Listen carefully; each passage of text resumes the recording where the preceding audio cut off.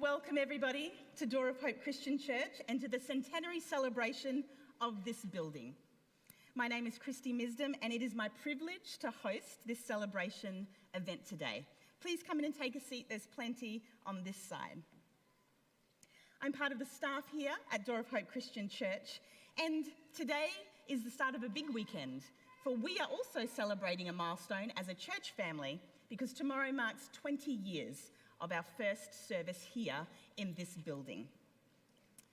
Thank you, Howard and Stuart, our piper and drummer for today, for heralding the start of today's event.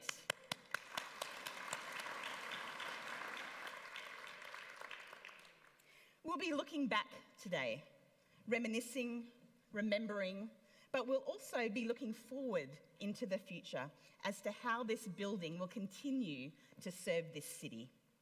We would like to formally welcome our invited guests today. His Worship, the Mayor of Launceston, Mayor Matthew Garwood, and Mayoress Michelle Rainbow, and their daughter Billy. Rosemary Armitage, MLC, and her husband, Bruce Potter. Michael Ferguson, Deputy Premier of Tasmania, and his wife, Julie Ferguson. Deputy Mayor Hugh McKenzie, and a special welcome to Peter Tyne, Hugh's father-in-law and previous employee at Coates Patons. Joe Palmer, MLC, former Mayor and Mayoress Albert and Lyndon Van Zetten. Ian Boersma from Heritage Tasmania. We've had many conversations with him over the years. Mark and Margaret Gilpin, our neighbours from up the hill and owners of Ultimate Storage Solutions. Rob Palmer, Churches of Christ Victoria, Tasmania, who has partnered with Door of Hope over the last 20 years. Its name has changed throughout the 100 years, as have the people who have built it, worked here, renovated it, and continue to serve the city of Launceston and surrounds. Whether you know it as Coates Patons, or The Mill, or Patons Baldwins, or Door of Hope, we are honoured to share this day with you. Door of Hope sits on the land of the Palawa people, who for generations have met here alongside Kalamaluka, the Tamar River. We acknowledge the Palawa people who were the first to experience God's creation in this place. We acknowledge current and emerging leaders and pray with hope for their future and ours. We thank God for his good and beautiful creation and say that it is a privilege to stand on country and walk lightly in the footsteps of those who have walked before us. This building again hears the footsteps of thousands of people each and every week across the 9 acres of building that we use today. This building is again alive with people connecting and creating community who also need to use the toilets. I'm going to tell you where they are. Did you like that segue? They're just out the door, past the main entrance and to your left. You can move there at any time. If there is an emergency today, please just stay seated and we'll give instructions to you from this stage. Okay, I'd love to know who here has a personal connection or in fact did work at the mill. Hands up. Wow, that's amazing. That's amazing. Just evidence of the legacy that this building has created in Launceston. Well, I would now love to welcome to the stage His Worship, Mayor Garwood. Please.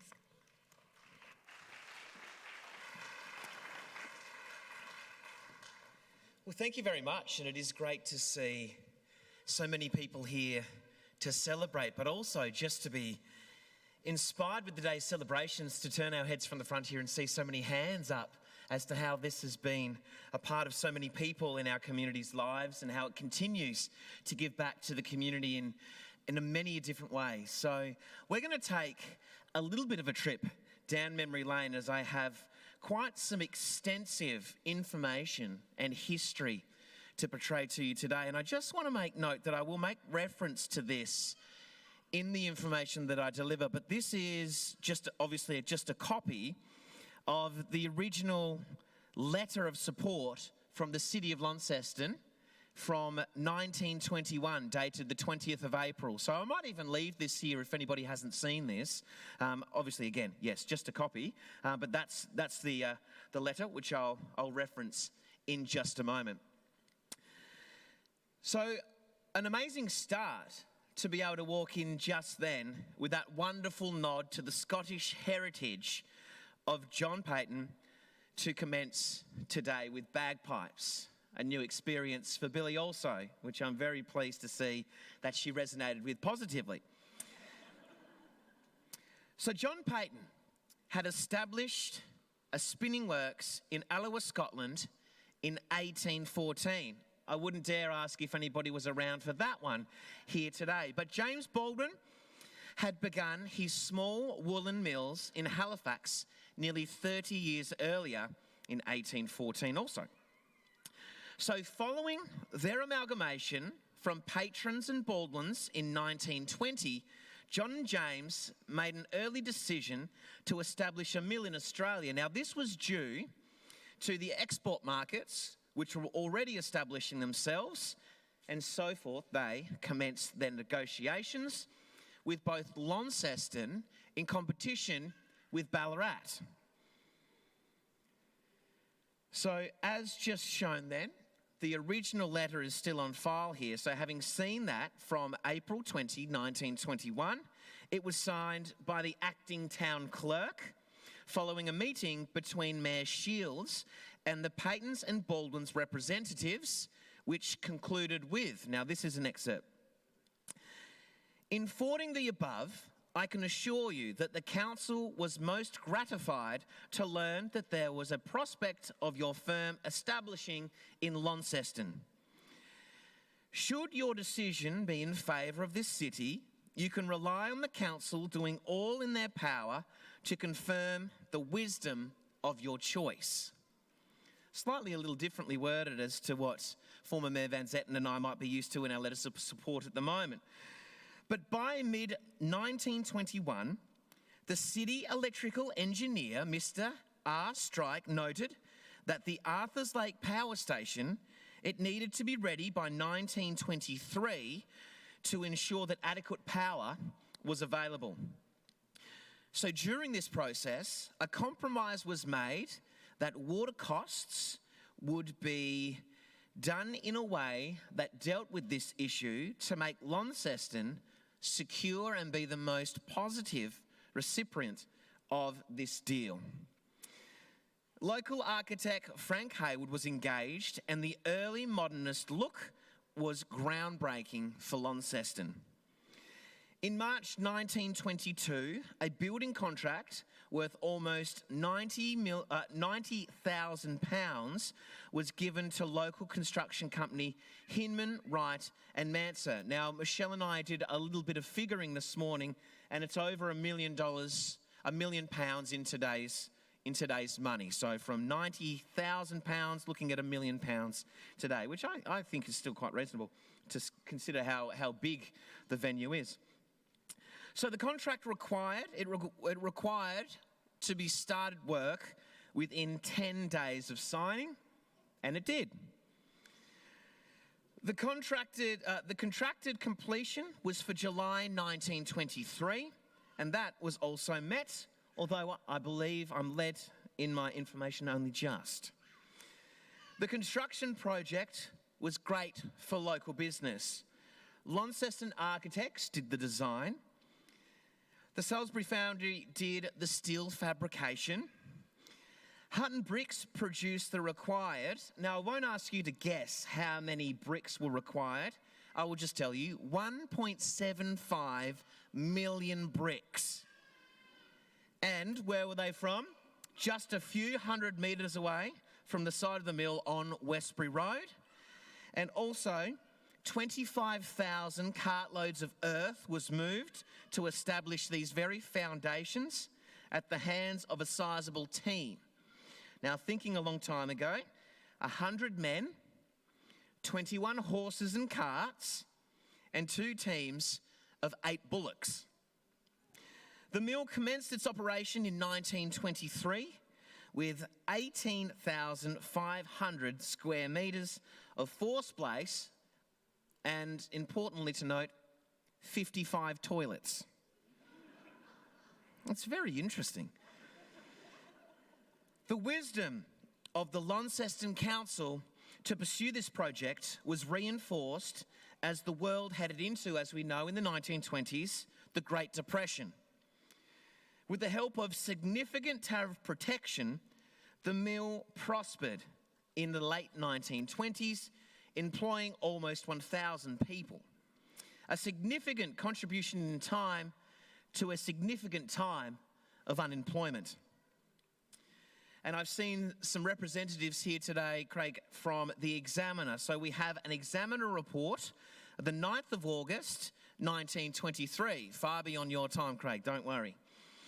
So, the quote, the Herald, a London report shows that in a season during which many undertakings have done poorly, Patons and Baldwins has managed to secure a striking increase in profit.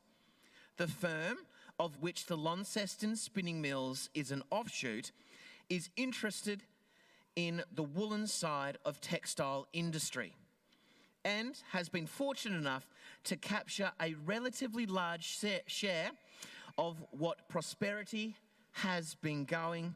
The net profit has gone up over 46%.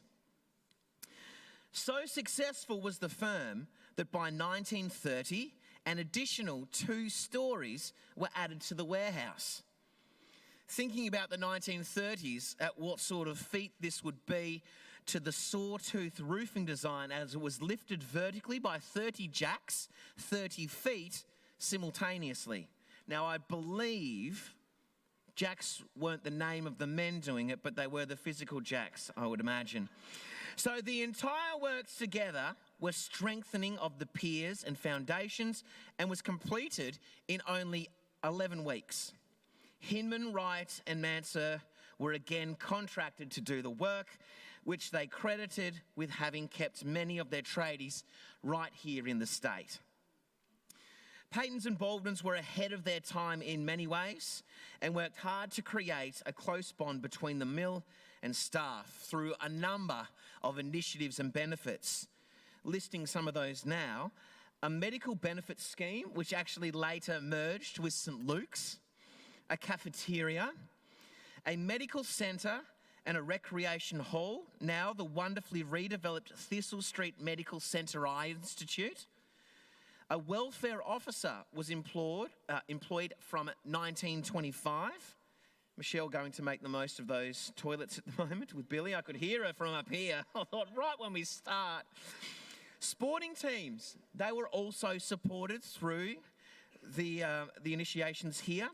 Mill sports days were ran at York Park and included egg and spoon races, 3-legged races, a 100-yard dash was also a part of that process. On those evenings, there would also be a trophy presentation and a dance at the Albert Hall. Annual bonuses were also a real part of the company's directive to ensure that the company's success was shared with its workers. And as we say, whilst we might see some of that, this is revolutionary and again, ahead of its time here in Launceston. The flow and effect of the local economy was evident beyond the building and supply companies. It was said that one of the local lager retailers, they timed their annual sales to attract the patrons with their annual bonuses. The chemist stores, also the ones closest in the vicinity here, saw extended lines of ladies queuing to buy nail polish, hair colour and makeup. Exact employees, their numbers, they did vary, but it seems that the employment peaked at a little over 2,200 people at one time. During the 74 years that the mill operated, tens of thousands of people were employed, sometimes whole families, and several generations. The busiest time for the mill was, of course, during World War II. When it was making industrial yarn for the armed forces, it ran from 6 a.m. to 6 p.m. And something that I'm sure was a little unusual at the time, it ran 7 days a week, including obviously Sunday. Much of the yarn produced at this time was sent directly overseas and used by the Allies. Incredible to think how Launceston played a pivotal part right here from Coates Patons, or at that time, Patons Baldwin. The Patons Baldwin mill, it was impacted by the development of the city, and it is still possible to see some of the homes that were constructed by the workers in the vicinity of the mill. In 1969, the company merged and became known as what some of us may know more formally as Coates Patons. However, tariff protection, it was removed in 1970, or in the 1970s, and with reducing demand for woolen products, the Australian textile industry went into decline. Coates Patons, however, it managed to hang on, and in 1978, it went through a major modernisation program, a restructure, and about 2/3 reduction in its staff numbers. Nearly 20 years later, the hard decision was made to close operations, and the mill ended in July 1997. Various uses were considered for the building, but the sheer size and the level of deterioration of its infrastructure were major challenges for many prospective investors. However, as we've heard of today, in reflection of 2001, the Door of Hope Christian Church bought around 2/3 of the property. The City of Launceston has worked with the church to guide the redevelopment of the building. A particular purpose zone, the Coates Patons complex, it now sits with our city's planning scheme. This is a recognition of the unique issues that need to be considered with the Door of Hope Church as it seeks to further develop the building as it continues to service our community. So the City of Launceston supported the Door of Hope with the removal, if you can imagine, of asbestos in the roofing. Costs of the disposal were reduced and more flexible arrangements and access to the tip were put in place to help the project. So over 500 tonnes of roofing sheets and other asbestos products were removed in total. The neighbours, as we've had reference to, and who I do believe join us here today as well, which is fantastic, the Thistle Street Medical Centre and Ultimate Storage, they are part of the complex with the Patons and Baldwin building. They have also invested in the removal of their asbestos roofs, which is, as we know, a massive win for our future generations. It is a credit to all of those involved that the former mill building is now being used productively and in a way that continues, as mentioned, to contribute, and not only contribute, but also to develop our community. We acknowledge the work done by Door of Hope Christian Church, Dr. Brendan Vogt of the Thistle Street Medical Centre, and Mark and Margaret Gilpin as a part of Ultimate Storage Solutions. So since 2011, the building has been listed on the Tasmanian Heritage Register to recognise not only the architectural features of the site, but also the way in which the social and economic impact was a part of our community that the mill had on this community for over its 70 years plus of operation. In saying all of that, I really do thank you for your attention. I think it's an incredibly interesting story. It's integral to our community. So thank you for your attendance. Thank you for your attention. And I hope you enjoy the rest of the celebrations. Thank you. Famous Patons and Baldwin spinning mill, nearly 2,000 people are employed. Wool bought in Sydney, Melbourne, Launceston, Hobart, and even New Zealand is blended as required and spun into knitting wool for use all over Australia.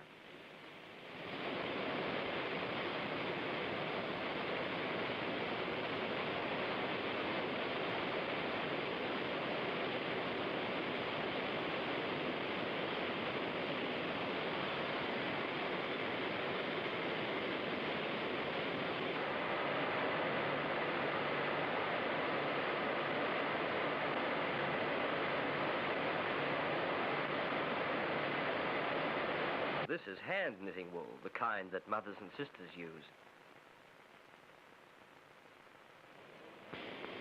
This more finely spun wool is used by manufacturers for making machine knitted clothes.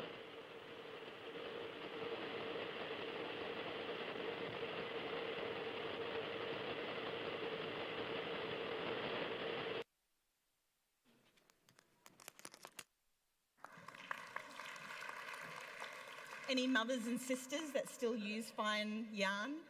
Thank you, Mayor Garwood, for your insights that you've been able to draw together from the Launceston City Council. Very much appreciated. I'd now like to welcome a former and very enthusiastic Coates Patons employee, Avery Harwood, to come and share some of his experiences with us.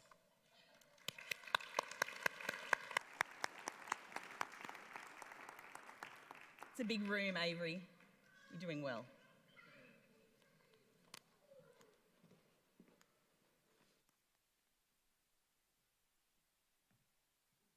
How are you guys?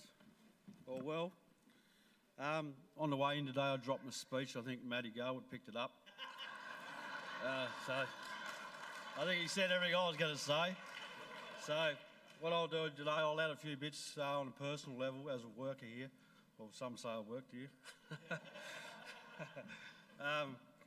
So growing up as a kid, I didn't know anything but this place because my father worked here for 40 odd years, my uncle worked here.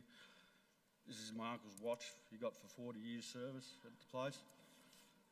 My father's watch my son has now for his service.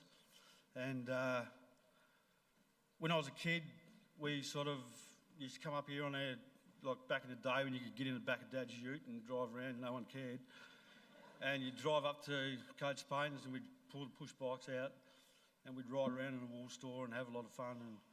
And it was not worried about, you know, it was just like, it wasn't a work safety thing or anything like that. It was a lot of common sense back in those days, not like today. There's none of that anymore. But anyway, so when I left school, I started at a place called Conwool, and I was down there for about a year and a half, and then a position came available at Coates Patons, where I'd done my work placement in high school, was up here. So just because my father worked here, I probably had a bit better chance to get a job, but I also had to apply for it and go through the right things to get it, and because I was just such a skilled man, you know, look, I got I got the job. Anyway, I personally loved it here, and I remember when I was a kid growing up, and as a lot of you guys probably remember, they used to do tours here, and people used to come through the place at least once a year from every school in Launceston. And I used to always think, oh yeah, you know, I already know this place, guys, you know, this is where Dad works. But I used to come every year with the school, and a lot of people there was tour guides hired by the place who brought people through the mill all the time, and that was really good. So a lot of people, instead of looking from the outside and not knowing what was going on here, a lot of people got the chance to know what actually happened in here. So anyway, I worked in the wool store. I was here for nearly 11 years when the place closed down. I wasn't here right to the end, but there was a very select sort of few who stayed here to the end to help clean up and do whatever. But it was probably, it's one of those jobs that, and a lot of people here agree, that it was a nice place to work. It was very family orientated, and there was a lot of people that had their families work here alongside them or in different departments. And it was the sort of thing, if you had, back in the day, like the bosses, like there was different grades of bosses and managers, and the white coats were at the top and the grey coats were under that. And if you had a bit of paper in your hand, you could pretty much go anywhere in the mill. We'd go for a bit of a walk. I'm on a mission, you know. So you go down and sit down to see your brother-in-law or anyone else and take it home. But there's also a time where we respected our managers and we done work, and we actually worked, and we had a lot of fun, and all the people that worked here were friends after work and weekends, and obviously visited each other a lot of times and things like that. And my dad was alive now, he was 95, and he died when he was 70. And a lot of his friends are still alive today, and they all say the same thing, like if they loved it here. Everyone that worked here loved it here, generally most people, I'd say. Dad was a wool classer and a wool buyer here. So he used to travel a lot of farms and price the wool with Noel Oliver, who's here today, who's my manager. And we used to have a lot of fun in the mill. We can muck around to a certain extent. There was a lot of apple cores thrown at each other, and no one lost an eye. No one wore safety glasses. We've done some wild things, really, when you think about it. But at the end of the day, we all had a really good time here, and I think that people today that are in this room, if this place was still going, we'd still work here. I think a lot of people agree with that. It was just one of those jobs where we had a lot of fun and we had a really good time. And yeah, so that's just my little story. And this place means a lot to me. And I really think a lot of buildings and businesses closed down in Launceston, and they're left to derelict stages, and windows are smashed, vandals get in and things like that. And the Door of Hope have done a wonderful job with this place, and you can still see a lot of the aspects of the place throughout the mill, like there's old sliding doors and the toilets are on the left. You know, all them sorts of things. It hasn't been forgotten, and I think it should never be forgotten. And 100 years later, I mean, everyone will forget about us sitting in the room because no one will know us, but this place will still be standing. And if we keep, or if the Door of Hope keep this place alive by sharing photos and doing these sorts of things, I don't think we can ask for much more than that, eh?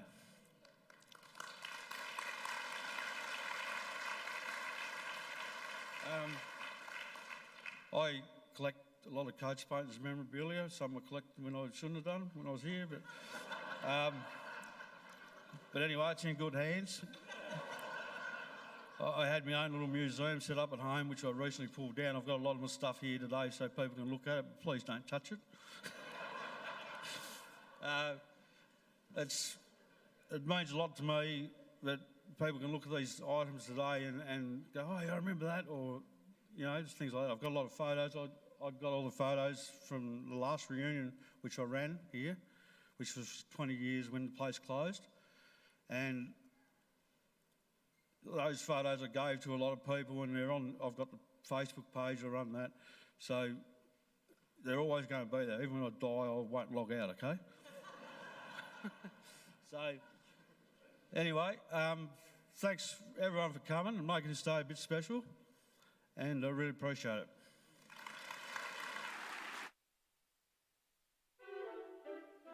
Back in the day, like, they recruited people from Scotland, England.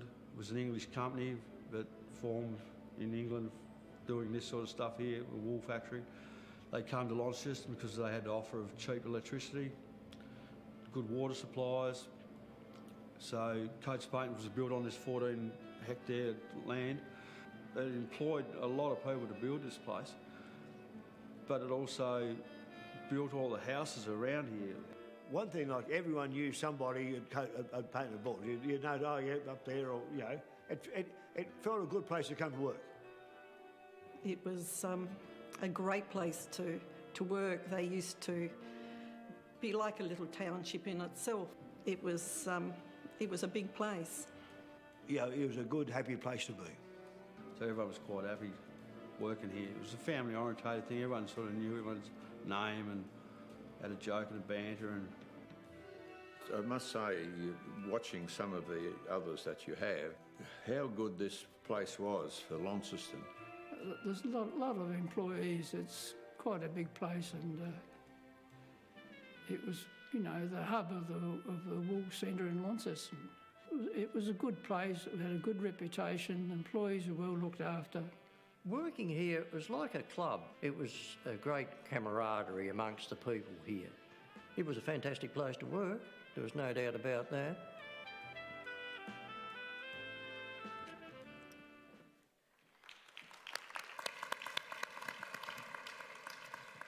And our prayer would be that it continues to be a fantastic place to work. Thank you, Avery. That was a fantastic sharing with us. I appreciate it very much. Maybe upstaged, Mayor Garwood. Maybe. I hope you all saw the celebration cakes as you walked in today. These cakes are celebrating all three organisations, Coates Patons, Patons Baldwins and Door of Hope Christian Church. We'd love to thank our local cake artist, Chantel Fair from Butter and Sage, for creating these amazing cakes.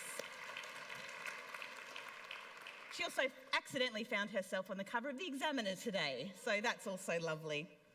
To cut the cake this morning, this one here, we'll pop our lights up on there. This is a cake, has an edible image of the facade of Coates Patons and Baldwin and Door of Hope on there, and we're going to cut that right now. So I'd love to invite Rachel Black, the creative director of Ozyarn. Ozyarn are the new owners of the wool brand that started here. Come on up, Rachel. Also Jen Daniel, previous employee at Coates Patons, if you'd like to come up, and her great nephew Isaac Kerrison, if you'd like to come up as well. Welcome to Launceston, Rachel, all the way from Melbourne, all the way from Norwood. Come on up. Our video clips this morning have highlighted the family feel of this organisation. Jen's grandfather was also employed as a bricklayer here at Coates Patons during the building, and he has the dubious celebrity title of being a person who fell from the scaffold and survived. There are some good workplace safety rules that we have now. There are some. Isaac is part of the youth and young adults here at Door of Hope and has been part of this congregation since you were born. So welcome, Isaac. And he's really the future of what we're doing in this building. So without further ado, we're going to cut the cake. Rachel, if you'd like to grab the knife there, and Sam is our photographer, he's ready. You can all hold the handle. I'll get out of the way. And let's give a big round of applause as we cut.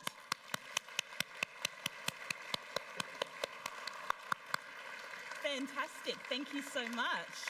Would you like to just smile for the camera as we celebrate this moment? That'd be great.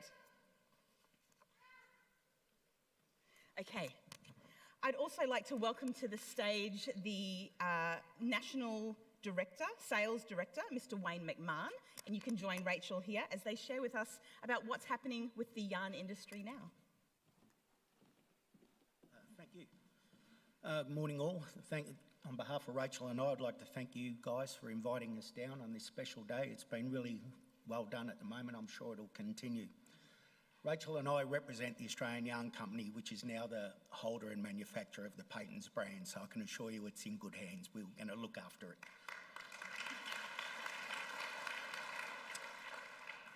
In 100 years of existence, Patons Australia has become one of the best known and loved hand knitting brands in Australia and New Zealand. Today, Patons Australia designs and manufactures in Victoria, Australia. Patons Australia began in 1923 building the first mill in Launceston, Tasmania. Patons Baldwins, as it was known, became a multi-generational employer which produced top quality yarn for local and export markets. Patons Totem Merino 8-ply was created in 1934. The creation of this iconic wool crepe style yarn heralded a change in direction as quicker, warmer knits were desirable. Knitters and crochet workers enjoyed using this yarn to make items that would last a lifetime and be handed down through generations to come. At the peak of the wool production, as we've heard, in 1966, Patons employed more than 2,000 workers at this factory and was Tasmania's greatest employer of women. It was the largest commercial mill in the Southern Hemisphere, of which there are only 3 left now. We have 2 of them in Bendigo and Wangaratta. Wangaratta recently also just turned 100, and the other one is in Napier in New Zealand, so it's not many left.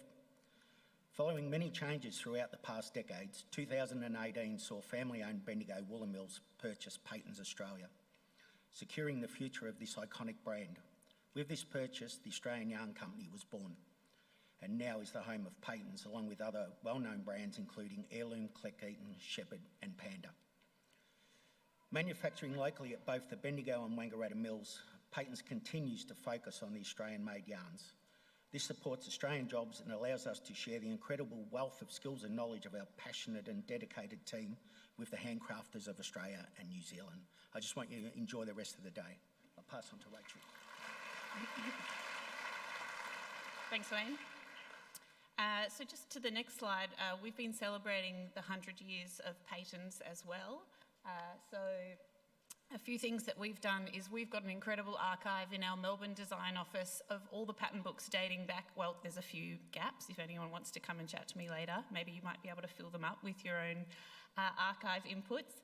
But we have an incredible archive that dates back to the 1920s. So we selected some patterns from each of the decades, and we have a very small but very dedicated team of pattern writers who converted all of the measurements and made those patterns perfect fit for today's different size bodies. So then we reknitted the garments themselves using Patons Totem 8-ply, and we did a new photo shoot and put together these patterns. They're all available for free online as a digital download. So we put them together with the new image alongside the original beautiful image from the 20s or 30s. So come and see us actually. Wayne and I are in the Fireside Lounge, and we've got all the patterns out there for you to have a look, plus a whole stack of actual Patons Totem 8-ply that we continue to manufacture today. Also, that little, back to the previous slide, we've got a beautiful little commemorative tin that we also put together. We did a limited edition run and we sold out in about 3 days of the first 500 tins. So in there, some great little notions, and people love to snap that up. There's a beautiful stainless steel needle gauge. And since we ran out of the first 500, we produced a second lot. If you're lucky enough to get your hands on one, there might still be a few floating around. And then we also had some beautiful empty versions of the tins, which we've included in gift bags today for, I think, luckily selected former employees. So hopefully you might get one of those in your goodie bag. So alongside all of that creativity and input, to the next slide, thanks, we also created new colours for the totem range. So we had 15 new colours input into the range, and we went back to the archives and we looked at beautiful references for those colours and also inspiration for colour names. So you might notice, again, if you get a ball, you might get a ball of Totem 8-ply in your gift bag, and some of the colour names draw inspiration from early colour shade cards like Lady Coral, Catkin Green, beautiful evocative names like that, which we've added to our current collection. So looking forward for the next 100 years, we do beautiful design work, as I said, from our Melbourne office. And we've also put our toe into the digital era. So this is our first season actually, winter 2023, where we release digital patterns available for purchase directly through our website. So we've got an incredible catalogue of designs, most of which are printed and you can collect at your local yarn store. But for the first time, we're also selling digital patterns through our website as well. So hopefully the aim is to bring hand knitting to a greater audience and obviously continue an amazing love for Australian manufacturing and Aussie wool. So thanks very much. Come and see us in the Fireside Lounge. We'd love to have a chat and hear stories. So thank you.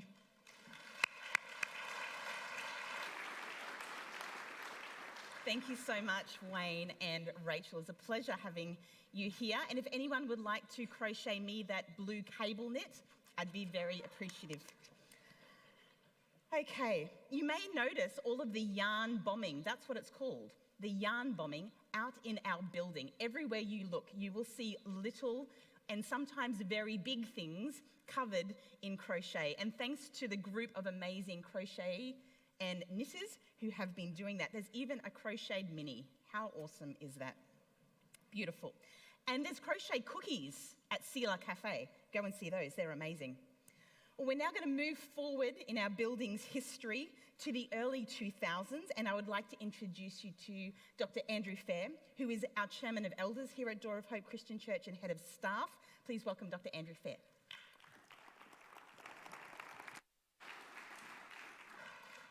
Thanks, Christy, and I just want to add my welcome on behalf of the board of Door of Hope Christian Church to our honoured guests, and particularly to former workers and the families of former workers. It's just so wonderful that you could join us today.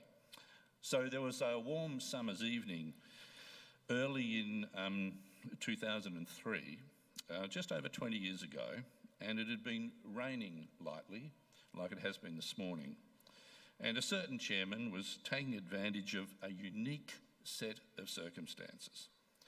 The mix of lanolin on a concrete hard surface, covered by a light sprinkling of rain from the leaky roof, in what's now called our undercover car park, but was fully closed off to the public at that time, I might add, with his UK-built Austin Healey Sprite.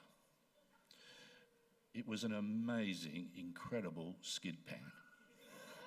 So, Avery, you're not the only guy who's had a bit of fun around this building at certain times. Now, I just want to add a caveat here for any hoons that might be thinking of the same kind of activity. It was shut to the public at that time. It's now a public car park. No. Besides that, the lanolin's all gone. I can vouch for that. But, you know, this is a church, and confession is good for the soul. I feel much better now. In many ways, the idea of taking advantage of a unique set of circumstances sets the scene for Door of Hope's arrival at this building and our subsequent history. We don't see it as a random occurrence, but clearly, in our view, God's long-term plan for our church and this city, and in particular, this building. So late in the 1990s, Launceston Church of Christ was growing and had outgrown its space in a traditional church in Margaret Street, and had taken over an old plaster factory and renovated it into a more contemporary style of church building, which is now Launceston Pathology. And the church was growing and needed to expand even further. And so this particular building came on the market. And at first, our interest was passing. Really, the massive size and the amount of remediation required was pretty daunting. But our vision to support and reach our Launceston community with the love of Jesus had grown large as well, and the price lowered over time. After a lot of planning and even more prayer, we approached the receiver managers, and a deal was struck in 2001 to acquire this building, and that led on to the commencement of remedial work on the site. And by November of 2003, we were able to have our opening service right here in this auditorium, and it was a great celebration. It's hard to explain the enormous contribution of the volunteers of our church. Nearly 200 were inducted to workplace health and safety and volunteered under the supervision of the builders who were contracted to do the redevelopment. There were in excess of 3,000 volunteer hours contributed in just a few months during the construction phase. Long weekends with up to 12 scissor lifts on site, with people doing painting and cleaning. We even had rock climbers backstage here inserting insulation into the sound insulation into the back of the stage. Contributions from the general public outside of the church. People donated paint, they donated their skills. Professional painters in Launceston donated their spray painting equipment so that our volunteers could use it over the weekends when they weren't using it in their professional roles. Our builders, our tradies, our volunteers were outstanding and had a real can-do attitude. And that matched the God-given vision that the church had for the future of this building. Our vision is to be a door of hope through Jesus Christ in a fragile and uncertain world. And I suspect that in the last 4 or 5 years, we've all become a lot more aware of just how fragile and uncertain this world can be. So it was a great celebration, and we opened the facility. But the work and service of our community here at Door of Hope didn't cease then. This Christmas, Door of Hope will give 200 Christmas hampers away to some of the poorest people in the Launceston community. Generosity is crucial to the human experience. And in poverty, people are robbed of the opportunity to be generous to others.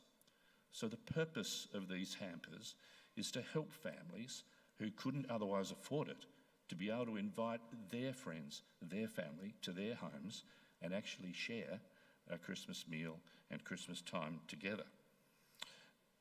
The ability to be generous is crucial.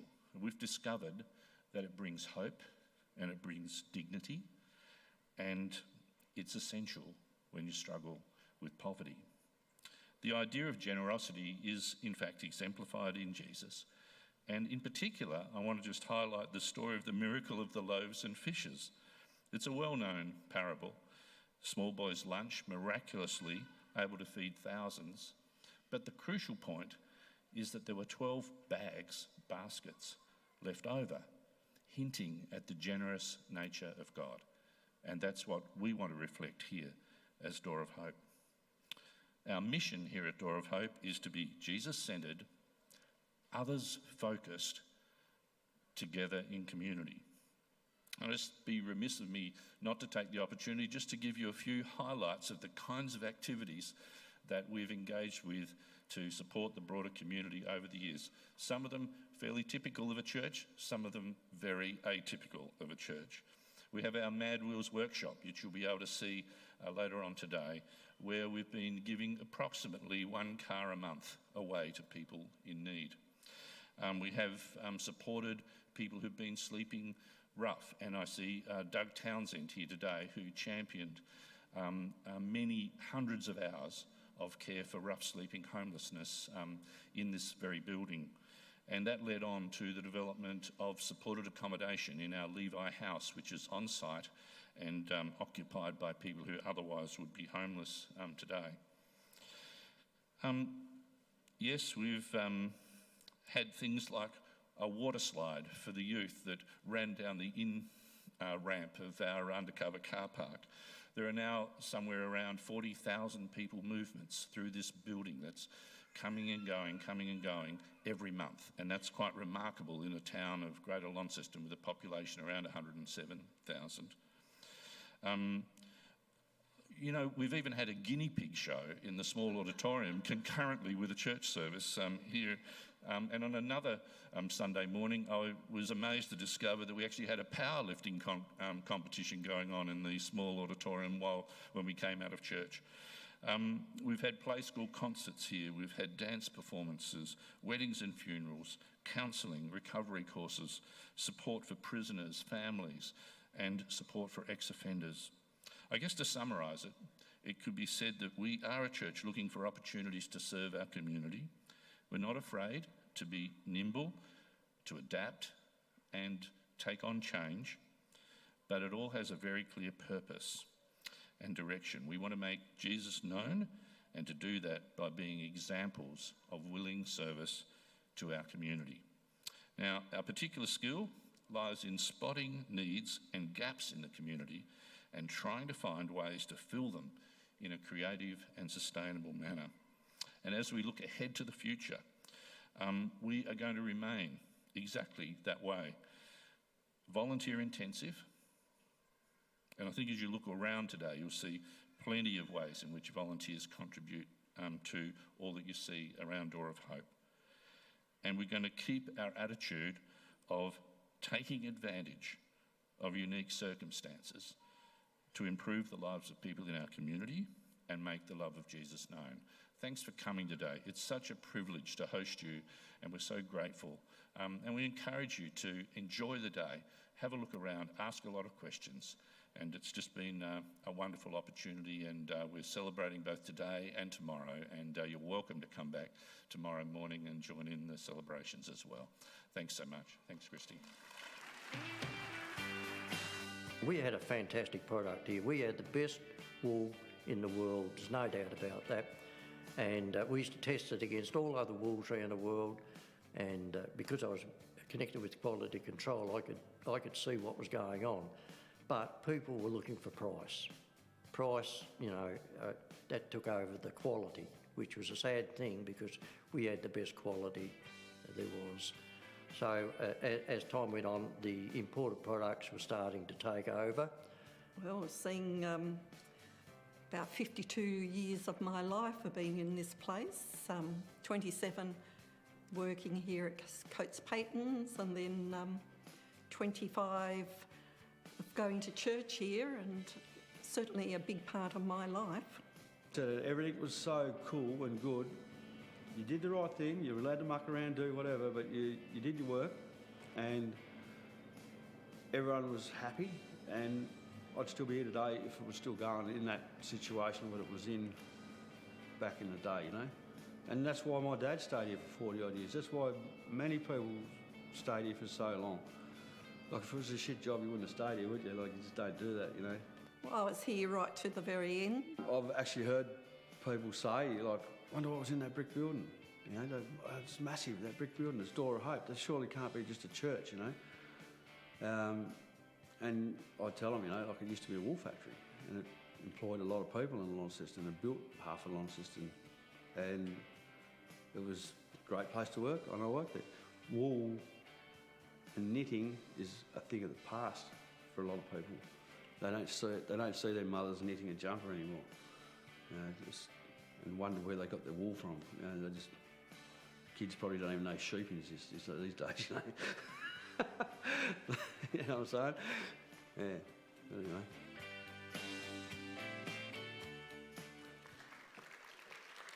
Who thinks it'd be really fun to work with Avery? Me too.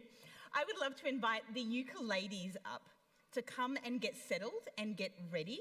The ukuleles, come on up, have been residents here at Door of Hope for about 7 years and together for 10. As they come up, we're going to watch a video as well. I used to occasionally have to go down in the cellar when I needed, somebody had written in to say they didn't have enough yarn to finish or their pattern was wrong, so I'd have to go down in the cellar to find these things, and I always make sure the men didn't see me go down there because they always lock the door and turn off the lights. Oh, I just sit at the stairs and wait until they let me out. As a foreman, you had to wear a tie. Anyway, this foreman, he was a senior one there, been a long time. Over the time, some people had their ties cut on the last day. It's gone, yeah, just cut me off.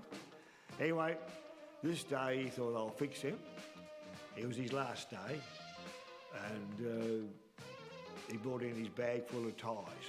Well, first one went, he went to get the others, and every one in his bag had all been cut already. Probably 20 or 30 ties had been cut in half. My life was in danger one night there.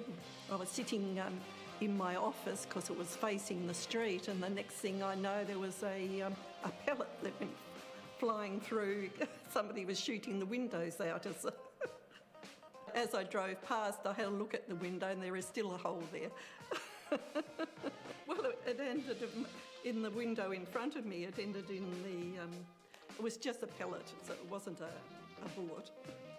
Well, in the time office where the two timekeepers were, they had a gun. And when we used to go to the bank back in the 60s, we'd have to take this gun with us. And the only time we believe that it went off is we had watchmen that we didn't have security, we just had watchmen that used to come in of a night time and wander around and and I think the only time the gun went off is he got frightened and thought he put a shot through one of the walls at the back of the factory. I don't know whether that happened once or twice, yeah. Like the new kid would come on the block and you'd cop everything, you know, you'd get tied up around poles and just all these sorts of things. You know, you'd get put in wool trolleys and pushed over to loading bays, and there was just lots of funny things. There was just lots of characters that worked here too, but just sort of walked around, didn't seem to ever do much, but they were well known and liked and funny. But as far as stories go, there was just so many. It was just a great place for stories. So everybody got on well. I don't remember any issues or troubles at all with the different people. Some of the ladies that worked here, I think there was a different story there. I think there was a few arguments and fights going on about various things, but the men seemed to get on very well.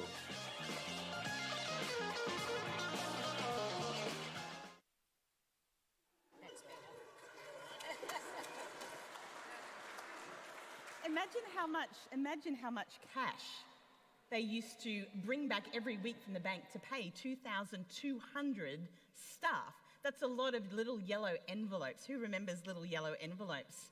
A few of you. It's my privilege to introduce the ukuleles. They have written new lyrics to a song for this very occasion. So listen very carefully and you can enjoy this song from the ukuleles.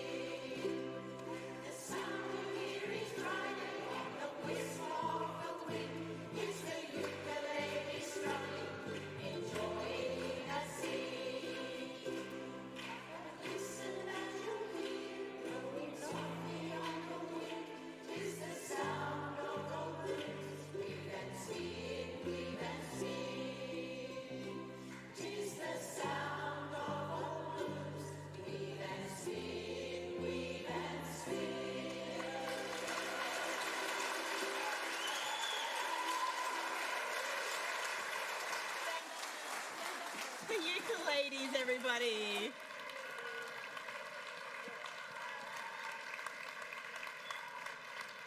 Fabulous. Thank you, ladies. You can head off this side. Oh, did I hear someone ask what is this big thing covered in a sheet? Oh, good. Thank you for asking. I'd like to invite Mayor Garwood up again because we are going to unveil. Did you know this? Come on up anyway. Sure you don't want Avery to do it? Well, let's do both. Avery, come back up. Avery can join Mayor Garwood. I think that's a great idea. Come on up. So we wanted to commemorate this 100 years with a large photo that connected the history with the modern day. And so our committee of 6 very dedicated and diligent people that organised this event did a vote. They put it out on social media with 4 photos to choose from, and the winning one is hanging right here. And it will be installed in our fireside lounge after today, and we might get Avery and Mayor Garwood to unveil it. Now, I imagine we just pull this down. Who knows what will happen? Sam and Andrew, you might want to get out of the way. No, it's very secure, very secure. Come on up, guys.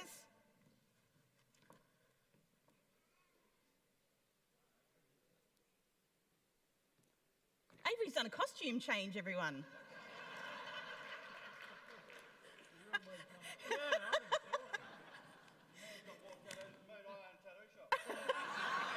This is like a match made in heaven, is it not? It's perfect. Okay, everyone, on a round of applause, we're going to unveil our new photo for our fireside lounge. Give it a go.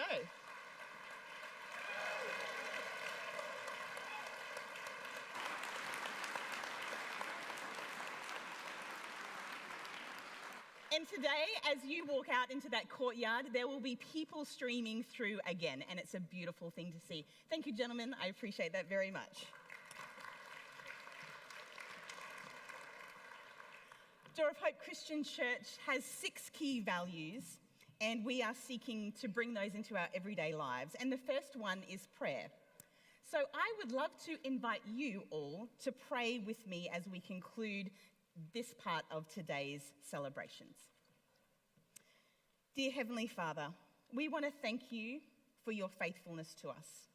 Thank you that you have been our God since you created this world and you created us.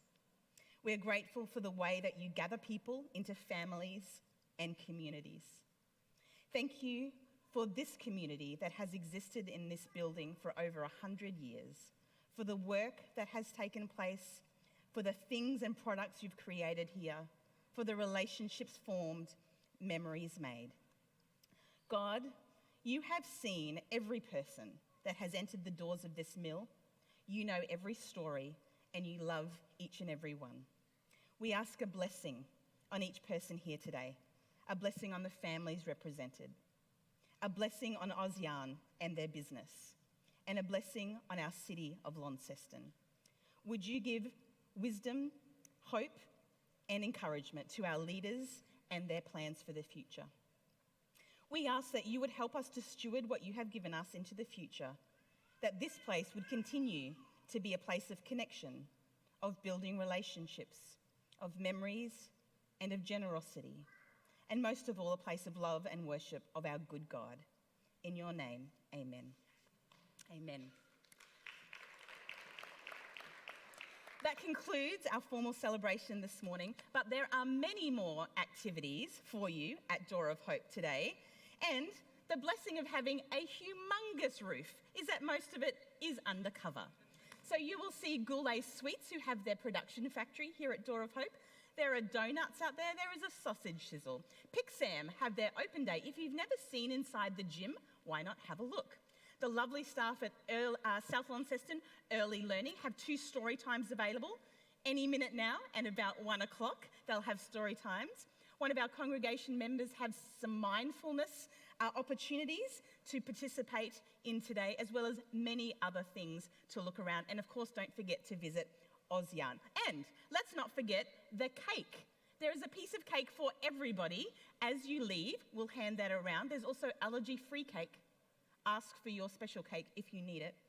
Grab a slice on the way out. And as Andrew said before, you're very welcome to join us any Sunday at 10 a.m. here in this auditorium, or you can also join us online. So check to our website and you can come and visit and watch in whenever you would like. Thanks for being here. Blessings on you all today. Have a great day.